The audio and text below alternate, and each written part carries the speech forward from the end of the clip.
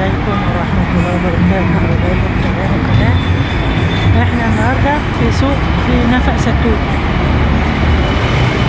قلت هنعمل جولة في نفق ستوتة النهاردة الحد 12 يناير 25 و12 رجب.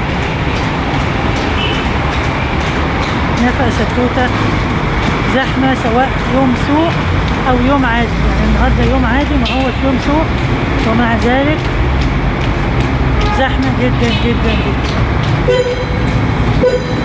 حبايب قلبي حابين نصور لكم النفق بتاع ستوتة والناس كلها ماشية،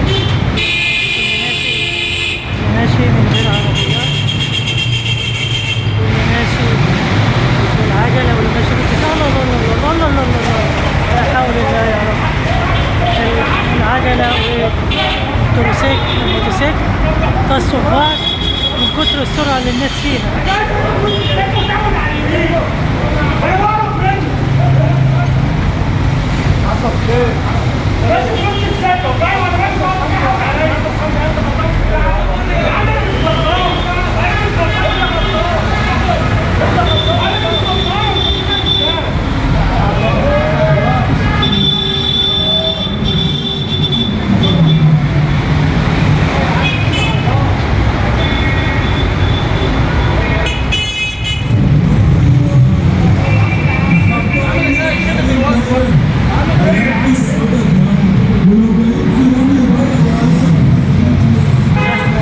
زحمة في نفق ستوتة، حتى واحنا يوم عادي غير يوم السوق. ده حبيت يا حبايبي اوريكم فكرة عن ميدان ستوتة ونفق ستوتة.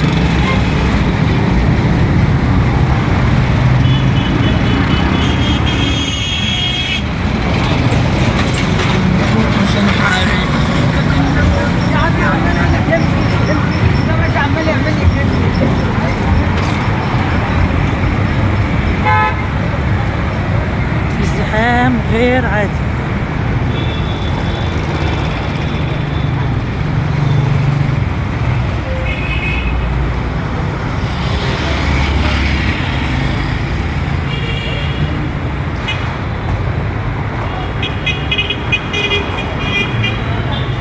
كده طلعنا من النفق، احنا كده في دوران ستوتة او في ميدان ستوتة، تمثال سعد زغلول في الوش هناك اهوت. حبايبي دي كانت جولتنا النهارده في نفق وميدان ستوتة.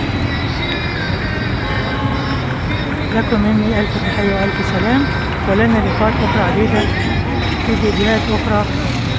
كل عام وحضراتكم بألف خير، والسلام عليكم ورحمة الله وبركاته.